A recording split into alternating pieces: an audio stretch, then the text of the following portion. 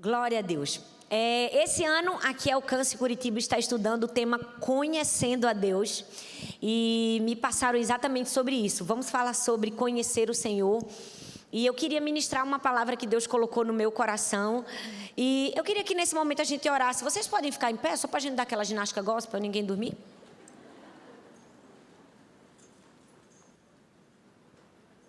Vamos orar? Senhor, muito obrigada, Pai, por estarmos aqui na Tua casa. Estamos aqui porque Te amamos, porque Te desejamos, porque queremos ouvir a Tua voz. Fala conosco, Senhor, nos ensina a Tua palavra, nos direciona, nos mostra o caminho. Que essa palavra possa ser, Senhor, um divisor de águas na nossa vida. Que possamos compreender a Tua voz e conhecer mais do Senhor em cada fase, em cada etapa, em cada marco da nossa história. E que possamos não somente compreender quem Tu és, mas obedecer a Tua voz em cada um desses marcos. Que possamos viver uma vida para agradar o Teu nome. Que possamos viver uma vida para engrandecer e cumprir o nosso propósito aqui na terra. Nós Te oramos e Te agradecemos no nome de Jesus. Amém, amém? Glória a Deus. Pode sentar. Hoje eu quero falar sobre o marco que você precisa. O marco geralmente é uma ação, um evento, um acontecimento muito importante na nossa vida, que fatalmente produz mudanças profundas, mudanças verdadeiras. Toda a humanidade, a história, as empresas, as nações passam por marcos. Se você se lembra do seu tempo de escola, a gente vai lembrar que a humanidade passou por um marco muito importante chamado Revolução Industrial, onde os processos que eram artesanais deixaram de ser artesanais e o mundo começou a mudar, a máquina foi implementada, foi um marco na história. A gente sabe que na Bíblia também tem muitos marcos.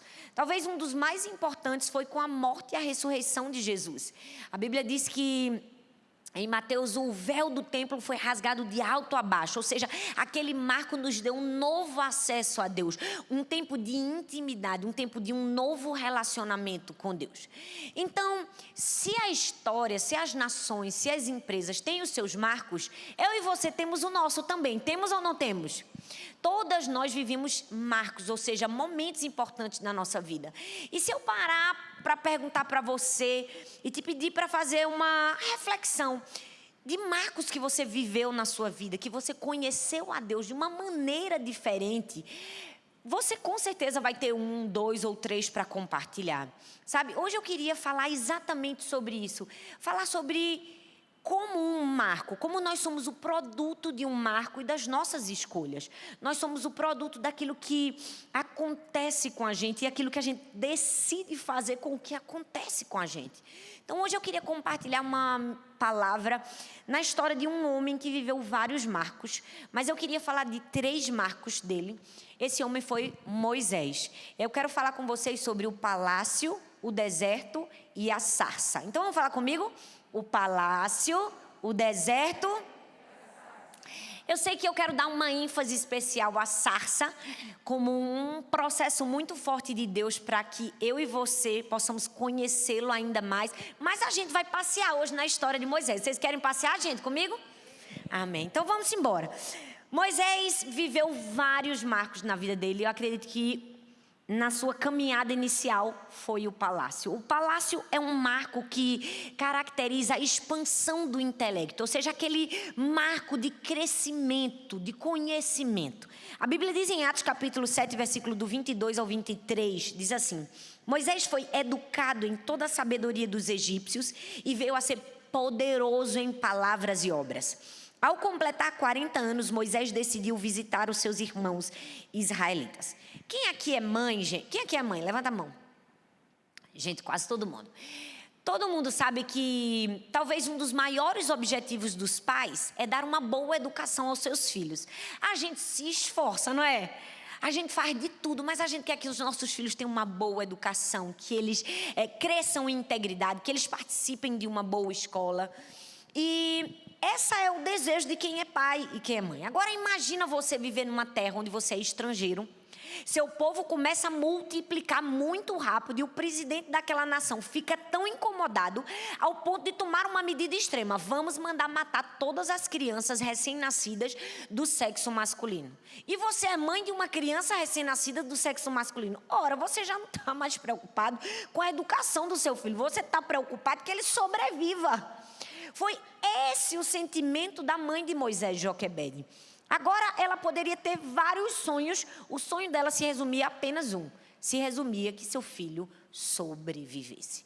E a história conta que é uma história linda, né? Que permeia por vários momentos apoteóticos de Moisés. Mas eu não sei se você gosta de estudar a história, mesmo que você não goste. A gente sabe que o Egito foi uma das maiores civilizações da humanidade. Eles eram a vanguarda do seu tempo. Eles eram extremamente desenvolvidos para aquela época. Se você estudar na história, você vai ver que eles eram os melhores em astronomia, engenharia, cálculos, agronomia. Eles eram ultra desenvolvidos. Gente, hoje, se você chega no Egito, que você olha aquelas pirâmides, você pensa, como é que esses camaradas fizeram isso aqui há não sei quantos milhares de anos atrás? O Egito era uma nação superpotência. Os médicos, os sacerdotes, eles eram especialistas em embalsamar os corpos. Eles eram extremamente intelectualizados. Agora, para comigo e pensa, Moisés teve acesso a estudar nessa nação. O Egito era como se fosse os Estados Unidos de hoje, gente, a superpotência. E estudar lá era o equivalente a ganhar uma bolsa de estudos em Harvard. Foi exatamente isso que aconteceu com Moisés. Ele não somente sobreviveu, mas ele ganhou essa oportunidade. A oportunidade de estudar no lugar dos sonhos. E a Bíblia diz que Moisés foi instruído. A Bíblia diz que ele foi cuidadosamente treinado. Ele não somente teve acesso a uma boa educação, ele foi individualmente, cuidadosamente educado, treinado para ser grande. E o texto nos diz algo muito especial, que ele era poderoso em palavras e obras. Aí você para comigo e pensa, pastor, eu não estou mais entendendo muita coisa não, porque em Êxodo fala que Moisés tinha uma língua lenta, né? Que ele era de fala lenta, e é verdade.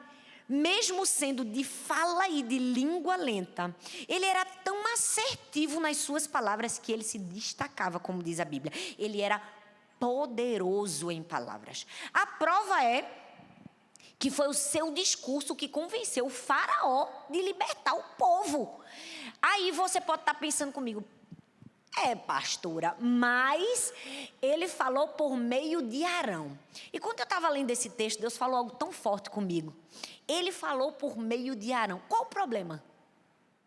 Qual o problema? Mais importante do que quem fala, quem é o intermediário, é se a mensagem chega e cumpre o propósito. Muitas pessoas, às vezes, estão retendo aquilo que elas poderiam entregar, porque, infelizmente, elas não querem ver intermediários sendo usados. É difícil isso, né? Mas é verdade. Infelizmente, tem muita mulher que só ela pode pregar, só ela pode falar, só ela pode brilhar, só ela pode fazer tudo. E aí, ela perde de entregar ao mundo aquilo que Deus colocou nas suas mãos, mesmo que por meio de um intermediário.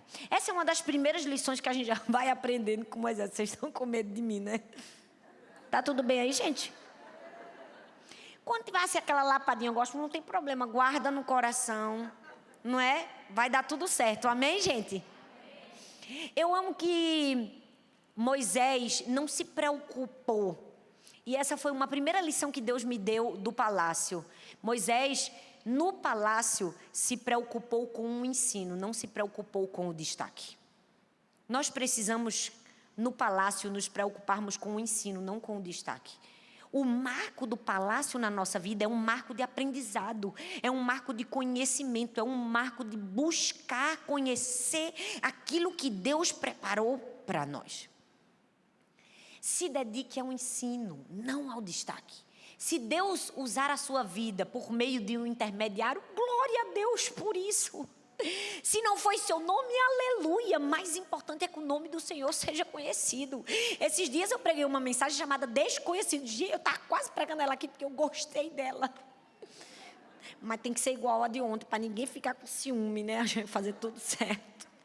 E eu falei de um homem chamado Justo na Bíblia, que o nome dele, na verdade, era Jesus, mas ele ficou conhecido, ou seja, era chamado por justos só para ninguém tirar o foco do Jesus que agora ele estava pregando. Ele abriu mão do próprio nome, da própria identidade, para que o nome de Jesus fosse conhecido. Meu Deus, é isso que Deus deseja de mim e de você. E foi isso que Moisés viveu no palácio.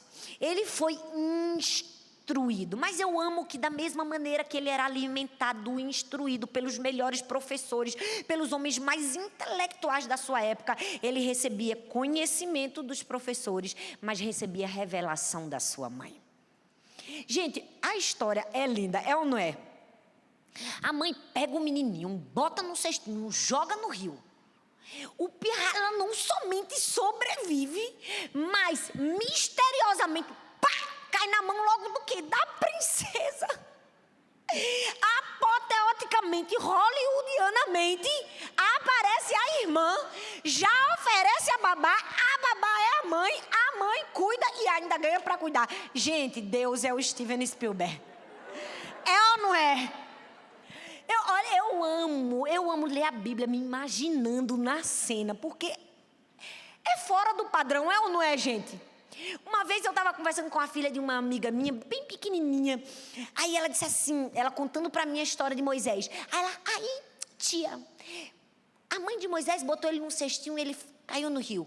De repente, apareceu um crocodilo. Essa parte da história eu não conhecia. Mas eu vou deixar tu dar uma aumentada, porque eu também sou dessas. Depois de tudo isso que acontece, ele recebe o cuidado de sua mãe. E a sua mãe dava a ele a instrução que o conhecimento humano não pode dar. A sua mãe dava a ele a revelação do próprio Deus. A sua mãe dava a ele senso de propósito, senso de destino, missão de vida. A sua mãe o alimentava com princípios. Ele recebia o conhecimento dos professores, mas recebia a revelação da sua mãe. Ele estava sendo preenchido com um senso de propósito. Ele sabia por que ele estava no palácio, ele sabia para que ele estava ali. Ele tinha um propósito. E eu amo que essa é a essência que nós precisamos. Todas nós podemos beber de muitas fontes, mas só tem uma fonte que sacia a nossa sede. Só tem uma fonte que alimenta o nosso propósito. Só tem uma fonte que nos dá destino, é a fonte do conhecimento de Deus. E eu amo que Moisés bebeu dessa fonte.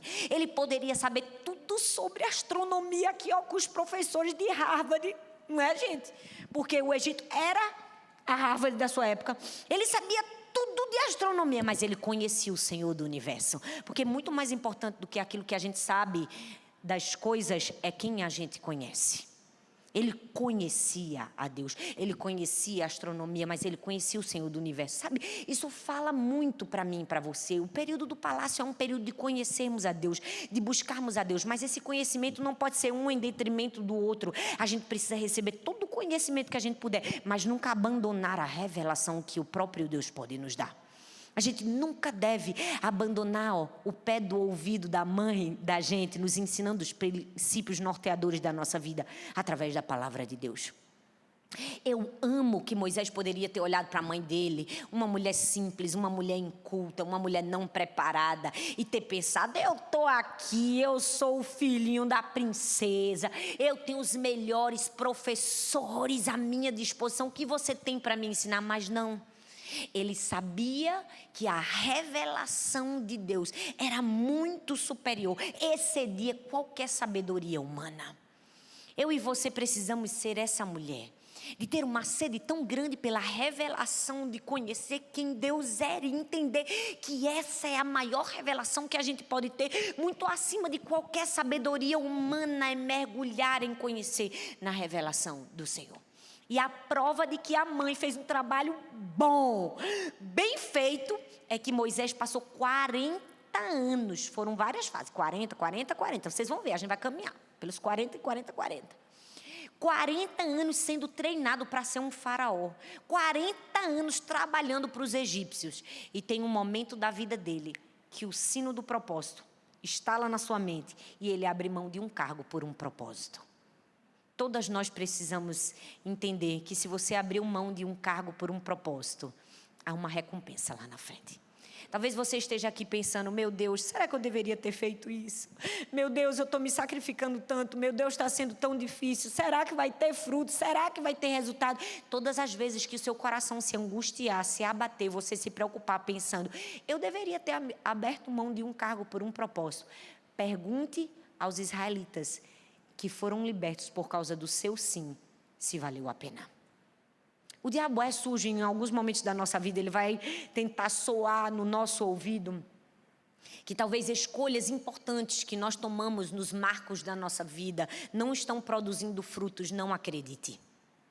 Não acredite. Entenda que a vida ela é feita de marcos, é feita de estações. Uma hora a gente está no palácio, outra hora a gente está no deserto, outra hora a gente vai se encontrar com a sarça. E cada marco da nossa vida tem uma importância. Todos eles são essenciais para formar quem nós somos. Alguns são momentos de alegria, outros são momentos de tristeza, mas a gente precisa aproveitar cada um deles. A Bíblia continua e o texto de Êxodo, capítulo 2, versículo 11 e 12 diz assim: certo dia, sendo Moisés já adulto, foi ao lugar onde estavam seus irmãos hebreus e descobriu como era pesado o trabalho que realizavam. Viu também um egípcio espancar um dos hebreus e correu por todos os lados, não vendo ninguém, matou o egípcio e o escondeu na areia. Agora a história começa a pegar alto rumo, o negócio começa a apertar. Por quê? Porque Moisés está no marco do Ai, gente, você não vai me ajudar, não. Moisés está no marco do Só que na vida e nos marcos que nós experimentamos, nós vamos ser expostos a riscos, seja qual for o lugar que nós estivermos. Eu não sei se você já viu nas embalagens de produtos químicos, elas têm algumas instruções, elas têm algumas recomendações. Não ingerir, não ter contato com os olhos, não fazer isso. É ou não é, gente? Por quê? Porque aquele produto químico oferece um risco à sua saúde. Logo, tem uma série de recomendações mostrando os riscos. Eu preciso te dizer que a vida da gente também é assim. Nós vamos ser expostas a riscos. Se você quer ser um atleta de alta performance, você vai ser exposto ao risco de talvez ter suas articulações mais prejudicadas do que outras pessoas. Se você decidir investir na bolsa de valores seu dinheiro, você vai ser exposto ao risco de perder dinheiro, mas também de ganhar, não é? Vai ou não vai, gente? Nós somos expostos a riscos, e se nós formos expostos a um alto padrão de conhecimento, de intelectualidade, de aprendizado, nós também seremos expostos ao risco da soberba, da prepotência, do orgulho, da altivez de espírito. Foi exatamente esse o risco que Moisés foi exposto. Ao receber muito conhecimento, muita sabedoria, muita inteligência e muito preparo no palácio, ele se expôs ao risco de confiar em si mesmo. E se tem um risco perigoso na nossa vida, é o risco de confiarmos em nós mesmos. Sabe por quê? Porque confiarmos em nós mesmos pode nos levar a antecipar os processos, pode nos levar a tomar decisões fora da vontade e do consentimento de Deus. Foi exatamente isso que Moisés fez. Ele disse assim: sou preparado, sou treinado, tenho fogo ardendo no meu coração, vou fazer do meu jeito. Pô, matou o egípcio. Mas ele foi na frente de Deus. E porque ele passou na frente de Deus, ele foi para o segundo marco da sua vida, que foi o deserto. Eu preciso te dizer, nós precisamos passar pelos marcos da nossa vida de maneira natural, guiados pelo Espírito Santo, não de maneira forçada por causa das nossas más consequências das nossas atitudes. Nós precisamos ter muita sabedoria para não adiantar processos, não passar por etapas, não queimar etapas, entender a vontade de Deus para a nossa vida, a hora certa de tudo acontecer. Nós precisamos entender e ouvir a voz do Senhor de maneira tal que a nossa vida vai cumprir a agenda de Deus, não a nossa agenda. Porque se for para cumprir a nossa agenda, o negócio vai pegar para o nosso lado. A gente vai terminar no meio do deserto. Sabe, eu Eu lembro que quando a minha primeira filha faleceu, se você nunca viu o meu testemunho, eu te aconselho a ouvir, no YouTube tem lá, Você Vai Dar Conta, você coloca essa frasinha, vai aparecer. Eu lembro que depois de tudo que aconteceu comigo, eu contei meu testemunho depois de 7 ou foi 8 anos do que tinha acontecido.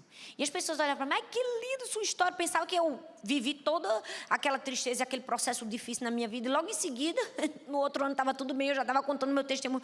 Não, a vida, ela é permeada por processos, por marcos na nossa vida. Talvez se eu tivesse avançado o caminho, vou contar tudo o que eu passei, eu não estivesse preparada para realmente falar do treinamento e daquilo que Deus fez na minha vida. Talvez eu tivesse queimado etapas, e queimar etapas não me faria alcançar o coração de tantas pessoas.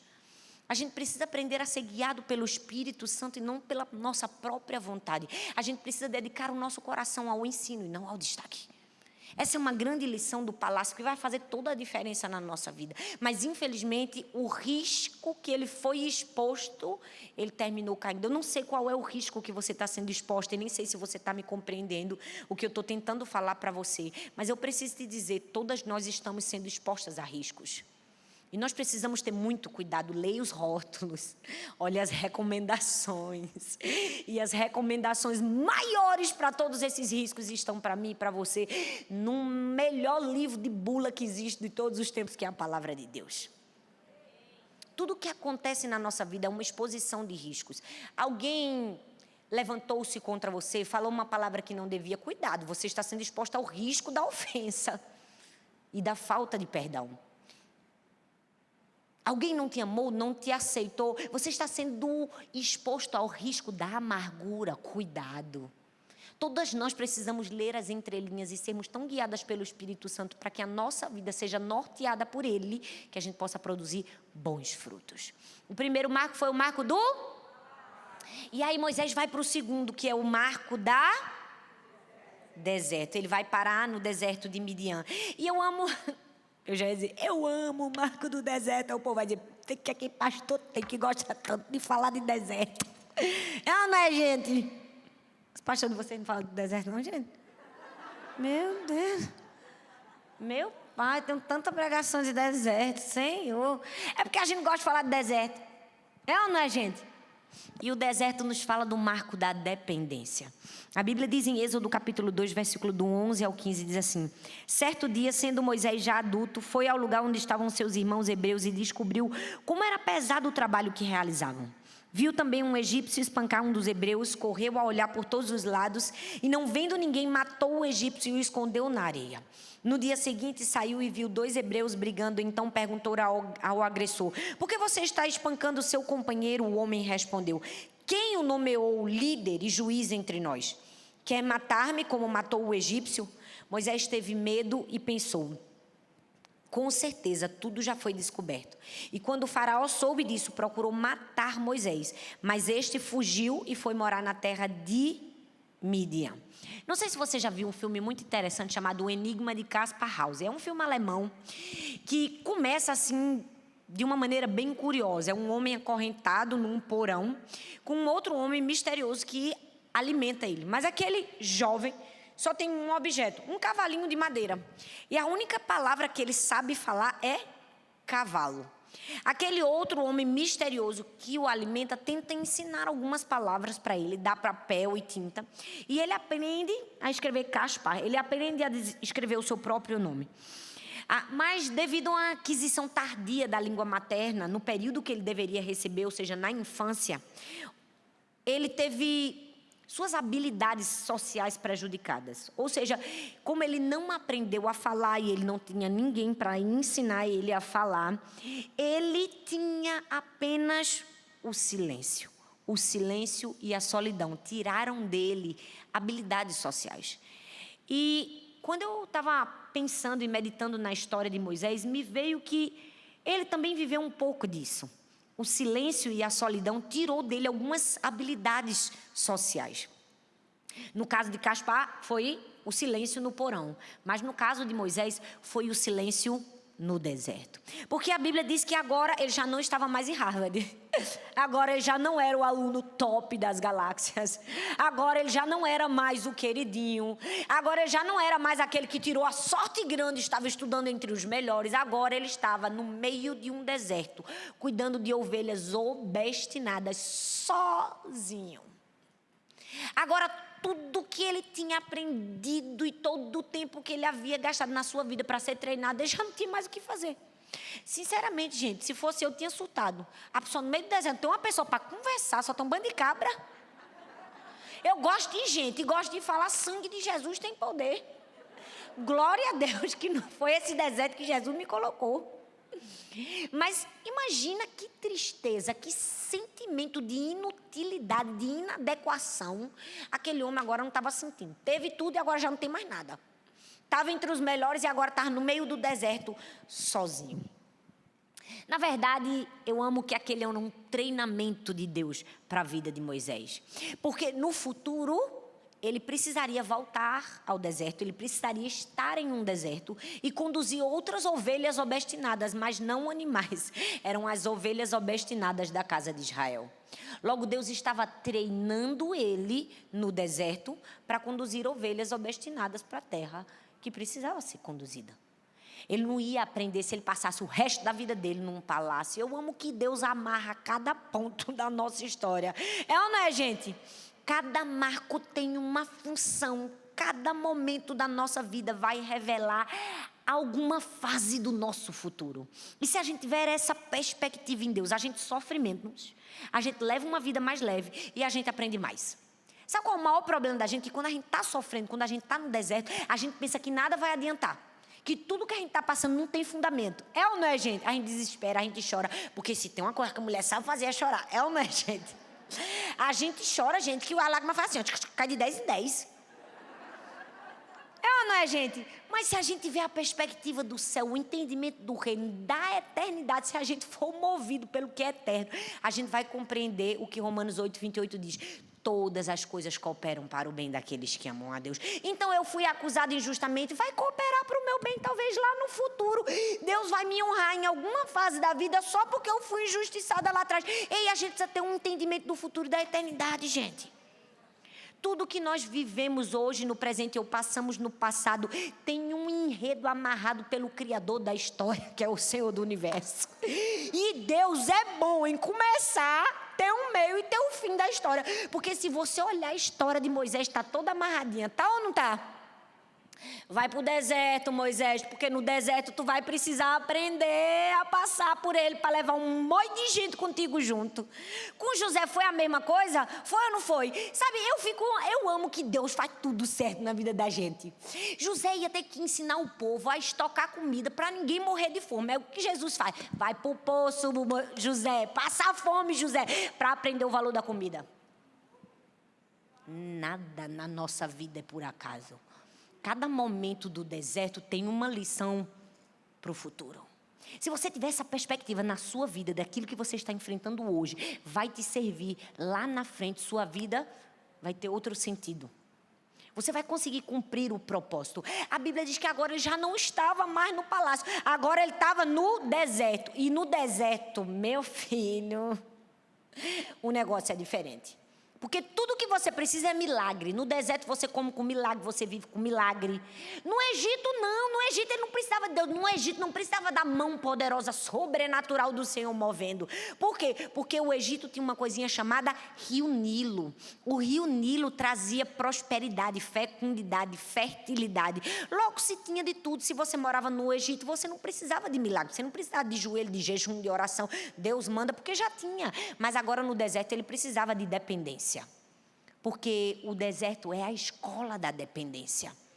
É a expansão da dependência na nossa vida. É Deus nos ensinando que tudo que nós temos e precisamos está nele, que a gente precisa aprender a buscar da maneira certa. Se no palácio ele aprendeu a importância do preparo, no deserto ele estava aprendendo a importância da dependência. Eu amo, gente, eu amo que ele no Egito ele poderia ter estudado tudo sobre irrigação, mas ele só usava esse conhecimento se Deus mandasse chuva. No No Egito ele podia ter estudado tudo sobre agronomia, mas só usava o conhecimento se Deus mandasse colheita. Na nossa vida é assim, a gente pode receber um conhecimento, nunca vai estar desatrelado à revelação e aquilo que Deus pode fazer na nossa vida. Nós precisamos estar agarrados ao sobrenatural de Deus, e isso vem através de uma coisa chamada dependência. O deserto é a escola da dependência. Sabe, eu amo que o apóstolo Paulo, a Bíblia diz que ele foi um dos homens mais cultos, mais preparados da sua época. Um homem inteligentíssimo, um poliglota, formado aos pés de Gamaliel, o queridinho da turma, o intelectual, o estudioso. E aquele homem foi encontrado por Cristo sem a ajuda de ninguém. Ele não precisou de ninguém para pregar o evangelho para ele, não precisou de um irmão para dar um folheto no meio da rua, ele não precisou de ninguém, foi Deus e ele Deus, para Deus mostrar para Paulo que Deus era suficiente. Você percebe que Deus se revela para a gente, para cada ser humano de uma maneira diferente, de acordo com aquilo que nós somos e aquilo que nós pensamos? Gente, eu fico imaginando que Saulo se achava. Era ou não era? Ele dizia assim: vou encontrar a Deus através dos meus estudos. Vou encontrar a Deus através das mentorias que eu tenho com o Gamaliel. Deus disse: fica na tua, rapaz, tu vai encontrar a Deus através, um encontro face a face comigo. Quando eu botar tu no chão, tu vai aprender que tu não precisa de ninguém. Só eu e tu e eu, e o negócio vai pegar fogo aqui. Era a maneira de Deus de mostrar para Paulo que Deus era suficiente na vida dele. Era a maneira de Deus mostrar para Paulo a importância da dependência. E aí eu amo que aquele homem culto, preparado, inteligente, não só foi isso, ele foi o maior ganhador de almas da Bíblia. Ele foi o maior evangelista. Ele conseguiu sair de um país para outro, de um continente para outro, sem avião, minha gente. Sem internet, é o maior pregador de todos os tempos. É ou não é? Porque para mim é fácil. Eu estou um dia em São Paulo, outro dia eu estou em Curitiba, glória a Deus, que eu tenho um avião para me levar. Agora imagina a pessoa ir pregar numa conferência. Vai como? Não, espera uns 5 dias de viagem, que a gente vai metade a pé, metade a cavalo. Oh, Deus. O galardão dele foi maior. Foi ou não foi, gente? Era Deus ensinando o caminho da dependência. Sabe, eu amo que Deus tem esses encontros com a gente. Deus teve um encontro com Paulo no caminho de Damasco. Em Damasco, ele cega um evangelista. No deserto de Midian, ele silencia um futuro presidente. Só para mostrar o valor da dependência. Esses dias eu preguei uma mensagem sobre Lia, e se você não assistiu, eu te encorajo a assistir. E lendo a história e meditando na palavra, é tão lindo ver como um encontro com Deus faz a diferença na nossa vida. Como conhecer a Deus de uma maneira profunda muda o curso da nossa história. Aquela mulher desesperada por amor, por aceitação, por afirmação, tinha um amor desesperado por Jacó, que não conseguia nem enxergá-la, nem notá-la, nem amá-la, porque da mesma maneira que ela tinha esse amor obsessivo, ele tinha por Raquel, que eu falo que era um amor obsessivo. Era ou não era, gente? Era, porque o camarada já tinha sofrido de certa maneira uma rejeição. Ele não tinha o amor que ele achava que deveria ter do pai, tinha perdido o amor da mamãezinha queridinha, foi parar no deserto. Então, na vida dele, o que foi que ele fez? Quando ele viu a mulher mais bonita das galáxias no meio do poço, que foi Raquel, ele disse: se eu casar com essa mulher, minha vida vai deixar de ser desgraçada.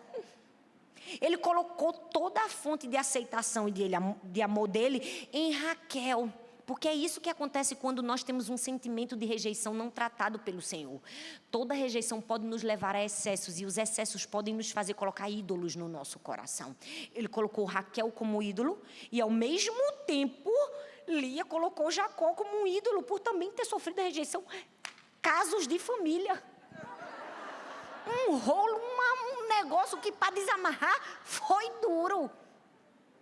Mas o texto fala, e eu não sei se você já percebeu, que a maneira que Lia tentou encontrar de chamar a atenção de Jacó era tendo filhos.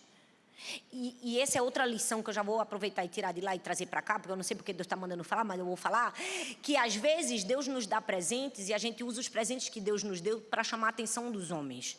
Quando na verdade o presente que Deus nos dá supre aquilo que o homem não pode dar. Quando, na verdade, o que Raquel queria de Jacó, que era filhos, Jacó não podia dar, porque ele disse: eu não sou Deus, mas Deus deu a Lia. E Lia estava usando o presente que Deus deu para chamar a atenção de Jacó.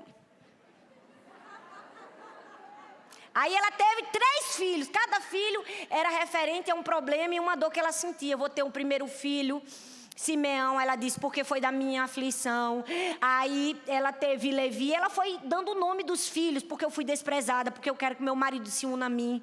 Ela vivia uma vida triste em si mesma, até o momento que, quando ela percebeu que ela não teria o amor do marido, ela teve um profundo conhecimento de quem Deus é. Ela teve o encontro de Damasco, ela teve o encontro da sarça, que é onde eu estou chegando. Vocês estão vendo que eu estou caminhando? E eu amo que ela se refere ao Senhor como o Senhor, o Iavé. Sendo que naquela época Deus era nomeado como Elohim. Ele tinha se apresentado como Iavé a Abraão, amigo de Deus, a Moisés, que era íntimo. Por que ela se referia como Iavé? Porque ela havia tido um encontro com Deus. Ela, de repente, no sofrimento, no deserto, no silêncio, na aflição da vida dela, ela tem um encontro com Deus, o Iavé, o amor da sua vida, que supre suas necessidades. E agora ela tem um 4º filho. E ela disse assim: agora vai ser diferente. Agora eu vou colocar o nome dele de Judá. E dessa vez eu louvarei ao Senhor. Meu Deus! Todas nós precisamos ter esse encontro com Deus. Esse encontro tão profundo de conhecer a Deus. De conhecer quem Deus é. Para dizer assim: dessa vez eu louvarei ao Senhor. Na minha dor, no meu silêncio, no meu deserto, eu posso conhecer ao Senhor. Eu estou aqui para te dizer, talvez você está nesse 2º marco de Moisés, no marco do sofrimento, no marco do deserto. Deixa eu te dizer, Deus vai se revelar a você de uma maneira como nunca se revelou. Você pode conhecer o amor da sua vida, o Deus que nunca te abandona, o Deus que nunca falha com você. Porque eu amo que Deus se revela para a gente de maneiras diferentes, em épocas distintas, é ou não é? Teve uma vez, Kelly, que o pastor Rubem Penha, né, que o pastor Luciano traz ele muitas vezes para ministrar no Casa de Zadok, ele estava com a gente lá na igreja, e eu estava no carro conversando com ele, e ele é um homem cheio de sabedoria, cheio de revelação. Eu fico só assim, escutando para pegar tudo. Aí daqui a pouco ele começa a me fazer várias perguntas. Você vai pregar o quê? Eu já estava toda me tremendo. Eu disse: sangue de Cristo, vai corrigir todo o meu sermão aqui, Senhor. E eu sei que ele começou a puxar, e ele me disse uma coisa que eu achei tão linda. Ele disse assim: Thalita, você sabe por que os anjos dizem santo, santo, santo, santo, e nunca se cansam? É como um assombro. Que a gente fica pensando: meu Deus, deve ser muito cansativo a pessoa passar 24 horas no céu, santo, só falando a mesma coisa. É ou não é? E aí ele falou assim: é porque Deus é tão superior e tão infinito nas suas qualidades, que eu imagino que ele se revela aos anjos em uma faceta do seu caráter. Então os anjos dizem santo, aí ele vem e se revela em outra faceta e eles dizem santo, e Deus se mostra de outra maneira, santo, santo, e cada santo é uma revelação diferente de quem Deus é. Ei, não tem limites do nível de revelação de Deus para mim e para você. A gente precisa desejar tanto conhecer quem Deus é, para que em cada fase da nossa vida a gente conheça uma faceta diferente de Deus. A gente conheça um Deus diferente. Foi exatamente isso que estava acontecendo com Moisés. E aí ele vai para o 3º e último marco. O marco que pega fogo literalmente. A sarça, fala comigo, a sarça. Eu estou empolgada, vocês não estão não? Que eu amo. Eu amo a palavra de Deus. Êxodo capítulo 3, versículo do 1 ao 6 diz assim: Moisés pastoreava o rebanho do seu sogro Jetro, que era sacerdote de Midian. Um dia ele levou o rebanho para o outro lado do deserto e chegou a Horebe, o monte de Deus. Ali o anjo do Senhor lhe apareceu numa chama de fogo que saía no meio de uma sarça. Moisés viu que, embora a sarça estivesse em chamas, esta não era consumida pelo fogo. Que impressionante, pensou. Por que a sarça não se queima? Vou ver isso de perto. Então o Senhor viu que ele se aproximava para observar, e do meio da sarça Deus o chamou: Moisés, Moisés. Eis-me aqui, respondeu ele. Então disse Deus: não se aproxime, tire as sandálias dos pés, pois o lugar onde você está é terra santa. Gente, Essa história é o terceiro marco na vida de Moisés. O marco da sarça, um encontro sobrenatural de Deus com Moisés. Eu não sei se você já ouviu falar de uma coisa chamada semiótica. Semiótica é o estudo, é uma ciência que se dedica ao estudo dos signos, da significação, da natureza. Não sei se você já viu, por exemplo, se você vê uma placa vermelha bem grande, com um M amarelo, fatalmente você vai enxergar McDonald's. É ou não é, gente? Não tem um texto verbal, mas você conseguiu ler aquele símbolo. Esse é o estudo da semiótica. Sem a necessidade de um texto verbal, comunicar algo. Eu ouvi uma vez uma história linda de um rapaz da igreja, um senhorzinho bem simples. Ele não sabia ler. Guarda essa informação, tá? Ele não sabia ler. E ele sofria muito tempo com a filha dele, que dava muito trabalho, uma menina rebelde, que não queria saber do Senhor. E ele orava, pagava o preço, e sofria muito com aquela menina. Até um dia que ele dormiu, teve um sonho com a filha. E ele sonhou que ele estava andando e correndo atrás da filha. E cada vez que ele corria, ela corria mais rápido. E até um momento que ele se cansou, ele já não estava mais aguentando. E a menina foi para bem longe dele. E ele disse que no meio do sonho, nesse momento que ele já estava cansando, querendo desistir, apareceu nas costas dele asas. E ele começou a voar, e agora ele já estava no céu. E quando ele estava no meio das nuvens, ele viu um homem lindo sentado no trono. E no sonho ele se curvou diante daquele homem, e aquele homem dizia assim: meu filho, espere em mim. E aquele sonho foi tão vivo, tão real, ele chegou e chamou uma irmãzinha da igreja para contar o sonho. E quando ele contou o sonho para aquela irmãzinha, ela disse: meu Deus, irmão, você sonhou um versículo da Bíblia. Você sonhou Isaías 40, que diz: aqueles que estão cansados renovarão as suas forças, correrão e não se cansarão, voarão, terão asas como de águias. E eu amo que nessa história Deus usou uma linguagem semiótica para falar com alguém que não sabia ler. Eu amo que aquele homem não tinha cultura, não tinha conhecimento, não tinha instrução, nem sequer sabia ler. Mas quando Deus quer se revelar para a gente, essa é uma tarefa dele, não simplesmente nossa. Ele foi lá e se revelou àquele homem. Foi exatamente isso que aconteceu com Moisés. Deus resolveu se revelar a ele por meio de uma sarça. E o que é uma sarça, gente? Uma plantinha do deserto. Quando a gente é criança, que a gente escuta a história de Moisés e da sarça, a gente pensa: meu Deus, que coisa hollywoodiana e apoteótica, uma planta pegando fogo. Mas não tem nada de hollywoodiano na cena. É algo muito comum. É porque não está na nossa realidade. A gente não vive no deserto, então a gente não sabe. Mas uma sarça é uma planta que pega fogo no deserto, é uma coisa muito comum, por causa do calor. Gente, imagina um sol quente. Faz aquela planta seca pegar fogo. Seria comum a cena se não fosse por um detalhe. A sarça pegava fogo, mas não se queimava. Para comigo e pensa. Se tu estivesse no meio de um lugar e visse uma planta pegando fogo que não se queimava, tu chegava junto? Meu irmão, eu dava uma carreira. Eu mesmo que não chegava junto. Agora, Moisés não somente chegou junto. Quando ele chegou junto, a planta falou. Ah, não, minha gente. Uma planta pegar fogo é uma coisa. Agora, uma planta pegar fogo e falar... Minha irmã, eu pegava igual o irmão, asas como de águias e voava. Mas a Bíblia diz que Moisés não fez isso. Que no meio daquela experiência, ele teve um duplo chamamento. Moisés, Moisés. E ele não fugiu. Quantas de nós, muitas vezes, estamos fugindo da maior experiência que Deus quer nos dar na nossa vida por medo? Deus está querendo nos chamar, se revelar a nós por meio de uma sarça. Mas o medo tem nos impedido de chegar próximo e ouvir a voz de Deus. A sarça é o marco da glória revelada. É o marco de conhecer a Deus face a face.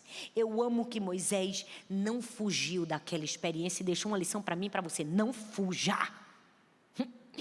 Vai ter uma hora que Deus vai botar uma sarça pegando fogo na nossa frente. E esse é o momento dele se revelar a nós como nunca antes.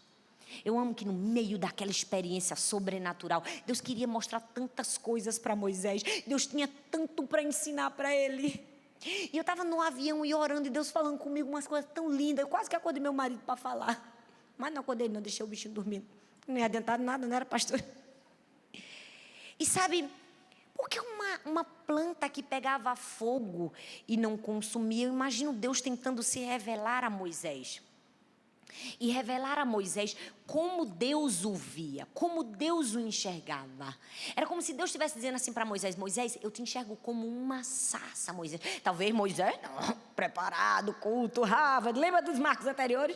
Deveria estar dizendo: não, eu sou um carvalho, eu sou uma árvore poderosa, deslumbrante. Deus está dizendo: Moisés, tu és uma sarça e tu precisa aprender que o combustível da tua vida não é você, sou eu. O único que é capaz de queimar, pegar fogo e não se consumir sou eu, porque o combustível da sua vida sou eu. Deus trouxe a mim e a você aqui hoje à tarde para nos lembrar que o combustível da vida da gente é Ele. Sem mim nada podeis fazer. Nós nunca podemos abandonar a dependência do Senhor. Porque, infelizmente, sutilmente, muito sutilmente, o engano do mundo pode nos levar a isso. Quantas vezes você já ouviu uma pessoa, ou talvez você mesma falou, e eu também já falei, né? Ah, mas eu só cheguei aqui porque eu obedeci muito. Ah, mas porque Deus me botou nesse estágio, porque foram muitos sacrifícios. Ah, mas tem uma história por trás de tudo isso. Está identificando alguém? Tá não, gente? Oh, Deus. Tira a venda, Senhor. É, não é, gente? Quantas vezes a gente falou, e eu não estou dizendo que está errado. Não. Isso tudo pode ser verdade. Amém. Sua obediência te leva realmente a lugares. Sua obediência te leva realmente a benefícios e a conquistas. Mas eu preciso te dizer, nós precisamos ter muito cuidado com esse tipo de citação. Para não sermos tendenciosas a acharmos que nós somos o combustível da ação de Deus na nossa vida. Quando, na verdade, o combustível da ação de Deus na nossa vida é a graça dEle. É o favor dEle. A gente faz e tem consequências. Mas se o combustível não for o Senhor, de nada vale. Eu amo que Deus estava trazendo princípios poderosos de conhecer a Deus para Moisés. Era cada tapa na cara. Porque a sarça vem na vida da gente para dar uns tapas na cara da gente. Vem ou não vem, gente? Vem não? Vem! A experiência sobrenatural que nós temos com Deus, Deus vai nos ensinando. E eu amo que Deus fala de maneira única, singular. Eu digo, Deus tem um idioma individual para falar com a gente. Deus fala bilhões de idiomas. Porque Ele falou o idioma de Thalita, Ele fala o idioma de Ingrid, o idioma de Kelly, o de Maria, de Jéssica. Deus fala comigo de um jeito que só eu entendo. E contigo também. É ou não é, gente? Quando a gente sente Deus fala, eita, foi para mim agora. Obrigada, Deus, não é? E eu sinto que Deus estava fazendo isso com Moisés. Deus estava quebrando todas as resistências, todo orgulho, toda a soberba. Tudo que precisava ser quebrado. Para quê? Para ele cumprir o propósito, porque Deus tinha um propósito. Aí não somente ele faz isso, ele diz assim, tira as sandálias. Por que Deus mandou Moisés tirar a sandália? Porque não queria que ele queimasse o pé? Não. Porque quem andava descalço era escravo. Deus estava tentando ensinar para Moisés, Moisés, quando você quiser me servir, quando você quiser me honrar, chegue a mim como um escravo, não como um príncipe. Eu posso te apresentar às outras pessoas como um príncipe. Agora você se apresenta diante de mim para me servir como um escravo. Quando você quiser chegar diante de Deus, não se apresente como um príncipe, se apresente como uma serva, como uma escrava, como alguém que depende do Senhor. Como alguém que necessita. Deus pode te apresentar como uma princesa. Amém, glória a Deus. Se Ele fizer isso com você, aleluia. Se Ele quiser te honrar, te dar, sei lá, posição, poder, o que Deus quiser dar. Porque quando Deus quer, minha gente, não precisa ir atrás não. Deus vai lá e dá pra gente. Aí não precisa buscar. Mas diante de Deus a gente precisa chegar em coração quebrantado e contrito. É como escravo, é como servo. A gente tem que tirar as nossas sandálias. É a dependência que nós precisamos ter de Deus. E eu amo que agora no fim, depois que Deus manda tirar a sandália, dar uns tapas na cara de Moisés, aí Deus diz assim, agora eu vou te chamar. Quem está empolgado por fim? Agora, Deus vai chamar Moisés para o destino profético dele. Era como se Deus tivesse dito, olha Moisés, todos esses anos, todos esses perrengues que tu passou, o rio, o cestinho, o betum, passou na mão da princesa, passou na mão de Joquebede, estudou, foi para o deserto, matou o camarada.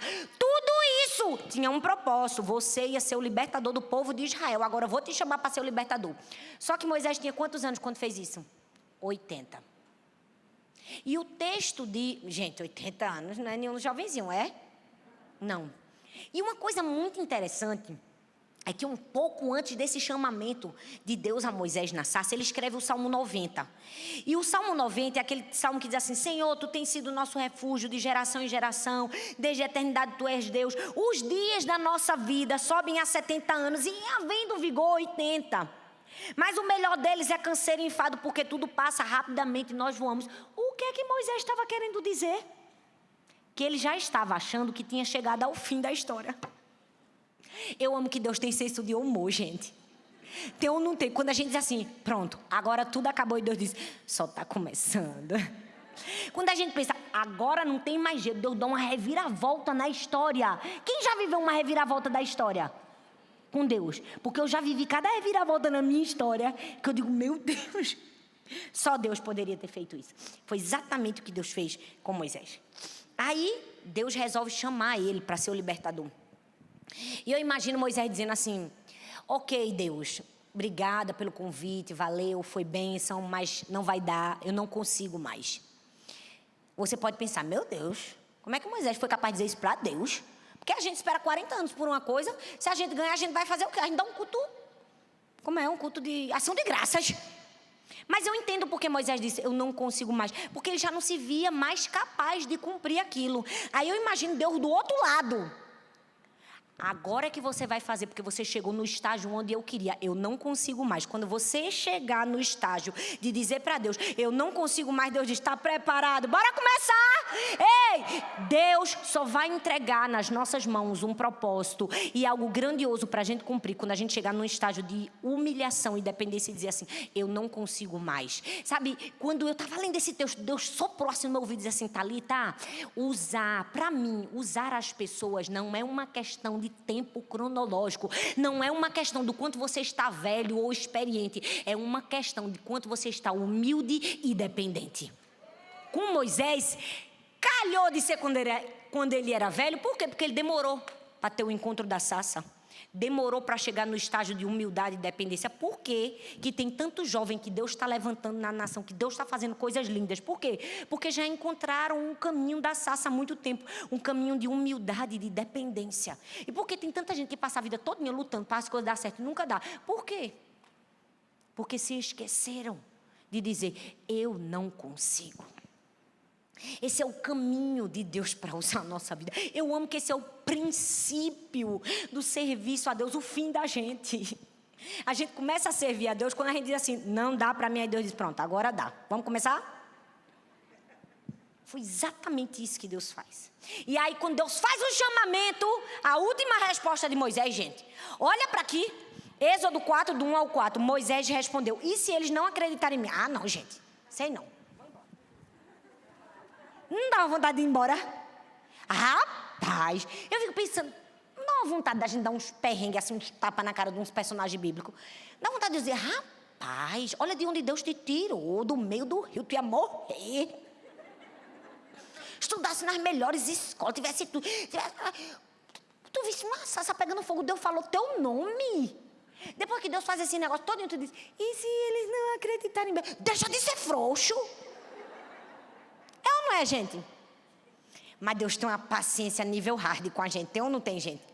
Tem, glória a Deus. Comigo, então, todo dia eu testo a paciência de Deus, porque eu dou uns problemas para Deus. Tu não dá, não? Ixi, como vocês são crentes. Até beber um copo d'água. Você não tem um problema para Deus, não, minha gente? Moisés respondeu, Senhor, e se eles não acreditarem em mim? E se eles disserem, o Senhor não lhe apareceu? Aí vê como Deus responde. Presta atenção que tudo tem um princípio aqui, uma lição pra gente. Aí Deus respondeu assim, que é isso na sua mão? Ele disse, uma vara. O Senhor disse, jogue-a no chão. Moisés jogou e ela se transformou em uma serpente. Moisés fugiu dela e o Senhor disse, estenda a mão e pegue pela cauda. Moisés estendeu a mão, pegou a serpente e transformou a vara em sua mão. Gente, essa é uma resposta maravilhosa de Deus para Moisés. Chega a ser uma resposta engraçada. Deus chega para Moisés e diz, ok, Senhor, o Senhor está me chamando para libertar o povo, ok. Mas e se o povo não acreditar em mim? Aí Deus diz assim, pega uma vara. Meu irmão, eu fico imaginando Moisés.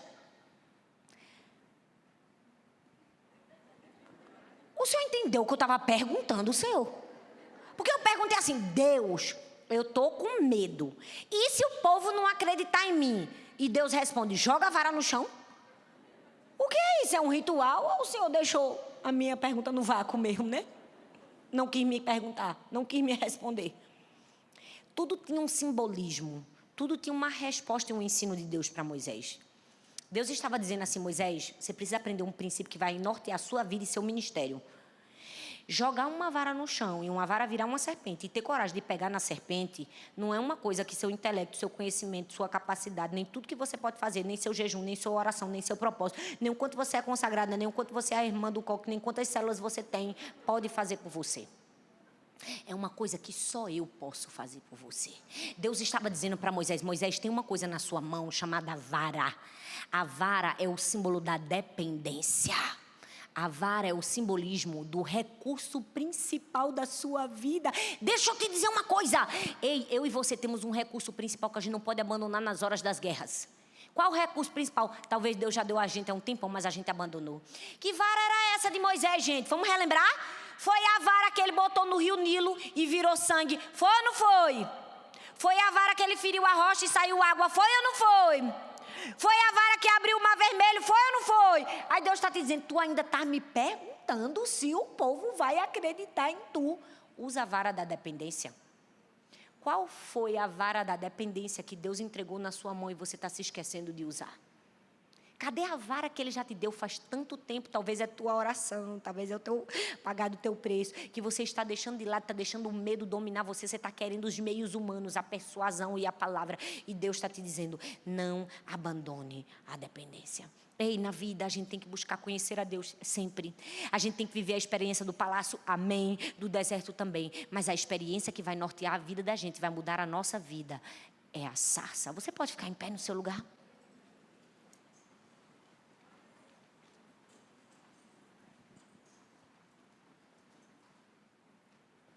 Se tiver um menino do louvor aqui para me ajudar, eu agradeço. Gente, eu amo que nada na nossa vida é em vão. Olha bem para mim aqui. A nossa vida é marcada por marcos. A gente viu em Moisés palácio, deserto e sarça. Com certeza, na sua mente, enquanto eu ministro, talvez veio ao seu coração os seus marcos. Eu quero que você saia daqui essa tarde. Se quando você chegar na sua casa você puder fazer isso, faça isso. Nomeie seus marcos. Peça a Deus, Deus, me lembra quais foram os marcos que eu já vivi até hoje. Aí você vai lembrar o marco. Eu não vou dizer qual foi o seu marco, mas eu tenho os meus marcos. Eu tenho um marco quando a minha filha morreu, eu tenho um marco. Eu tenho vários marcos. Eu quero que você olhe para cada um desses marcos e você consiga perceber que Deus nunca te abandonou nesses marcos. Sabe, eu quero que você pare por um momento, feche seus olhos agora e tente se lembrar dos marcos de Deus na sua vida. E perceba que Deus nunca te abandonou em marco algum. Deus nunca te deixou, Deus nunca te esqueceu. Você pode nesse momento fechar os seus olhos e agradecer. Você pode agradecer porque em cada marco e momento difícil da sua trajetória o Senhor não te esqueceu. Você pode dizer, Deus, obrigada porque o Senhor esteve comigo. Porque o Senhor é o construtor da minha história. Porque cada pedaço da minha história está sendo construído para a tua glória. Você pode no seu lugar começar a agradecer e dizer, Senhor, obrigada, Pai. Você pode dizer, Senhor, me perdoa quando eu não percebi, quando eu não enxerguei. Você pode dizer, Senhor, me perdoa quantas vezes eu não cheguei diante do Senhor. Sem tirar as sandálias dos meus pés, eu cheguei em arrogância, em prepotência, perguntando por quê? Eu não consigo compreender nada, por quê? Quando Deus, na verdade, só queria sua humildade de servo, de escravo, e dizer, eu me submeto, Senhor. Eu me submeto, Senhor, eu sou tua escrava. Você pode dizer, perdão, Senhor. Perdão todas as vezes que eu não tirei as sandálias dos meus pés. Perdão todas as vezes que eu achei que eu era o combustível da minha vida. Eu fiz do meu próprio jeito. Eu antecipei processos. Perdão, Senhor. Quando só o Senhor era o combustível da minha vida, eu não consegui enxergar. Perdão, Senhor. Perdão, Senhor, todas as vezes que eu abandonei a vara da dependência. Oh, Senhor, perdão todas as vezes que eu abandonei a vara do sobrenatural. E eu tentei agir na força do homem, no braço da carne. Quando existiam lutas que eu só venceria por meio do Senhor. Deus, nós estamos aqui na Tua presença, Pai, nós nos humilhamos. Nós nos quebrantamos diante do Senhor, nós nos ajoelhamos. E nós reconhecemos Tu és o combustível da nossa vida, Senhor. Diante de Ti somos servas, somos escravas, nos submetemos à Tua vontade. E a história que o Senhor está escrevendo para nós, Senhor, porque nós confiamos no Senhor, nós confiamos que Tu és um bom Pai. Nós confiamos que Tu és o nosso Deus.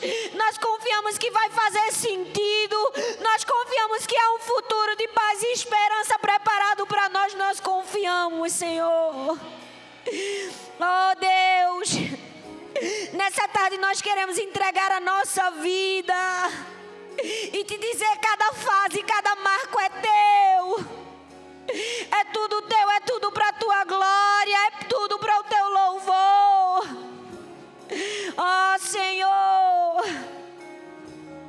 não passe de nós o Teu propósito, Senhor. Que o Senhor ache em nós alguém preparado para cumprir aquilo que o Senhor determinou em Teu coração. Não deixe o Senhor nos chamar na sarça e por medo nós nos escondermos. Não deixe, Senhor, por favor, não permita. Dê-nos sensibilidade e discernimento espiritual para dizer sim ao duplo chamamento.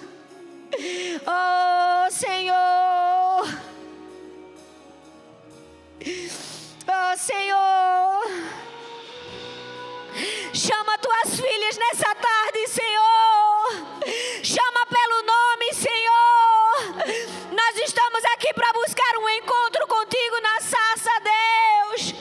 Nós queremos Te conhecer, Senhor. Chama Tuas filhas, Deus. Chama pelo nome, Senhor.